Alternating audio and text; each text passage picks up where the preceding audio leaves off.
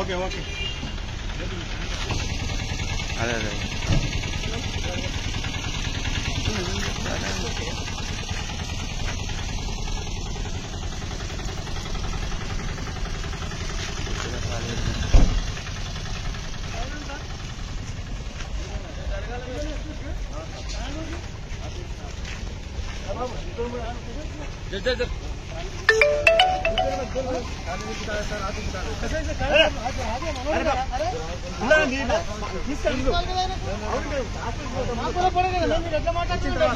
వచ్చిన తర్వాత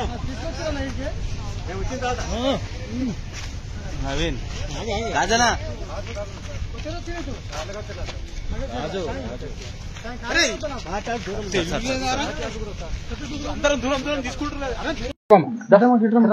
ఇక్కడ నా కొడుకుని పట్టుకొచ్చి నెల రోజులు అవుతున్నది.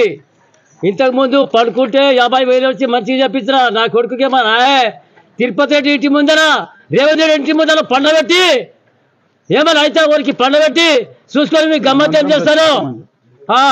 మేము పుండికూర గునికూర తిని మేము భూమి సభ మా భూమికి అడ్డపోతుంది. ఎవరు మాకు చిన్నప్పుడు వస్తుంది నడిపినావా? మాకు నడిపినావా నువ్వు?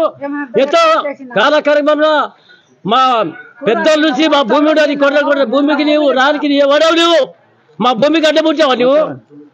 మేము భూమిలో గిట్ట రాలేము. ఒక ఇంచు భూమి నా పిల్లలకి ఏమైనా అయితే ముందుగా రేవంత్ రెడ్డి ఇంటి ముందర తిరుపతి రెడ్డి ఇంటి ముందర మండబెడతా ఇడికే పాలన బాగాలేగా వచ్చి నిరుడు 50,000 కొట్టి వాడికి పాలన మంచి చేపించిన నా భూమికాడికి మా భూమికాడికి ఒక ఇంచు భూమి అంటే ఇయ్యము.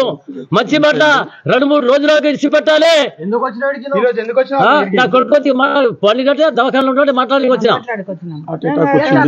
అట్లా వచ్చేవాడికి నెల తినమ్మా తినేటోడు తాగేటోడు చేప కూర రొట్టెలు సాగర్ బుగ్గేటోడు దినాము కొడు తాగేటోడికి తెచ్చి వనవాసం చేస్తున్నాడా? అప్పుడు నా కొడుకు లగచర్ల మండలం పులిచెర్లకుంట తండకు చెందిన గిరిజన రైతు మరి ఆ విషయంలో సంబంధించిన జైలుకు రావడంతో మరి ఆ పేషెంట్కు గుండె నొప్పి రావడంతో జరప్ల హీరే నాయక్ ఈరోజు సంగారెడ్డి ప్రభుత్వ ఆసుపత్రికి తరలించడం జరిగింది. మరి విషయం తెలిసిన వెంటనే ఇక్కడ మా గిరిజన కులానికి చెందిన హీరే నాయక్ దగ్గరుండి ఇక్కడ మేము టుడికో ఈసీజీ తీయించడం జరిగింది.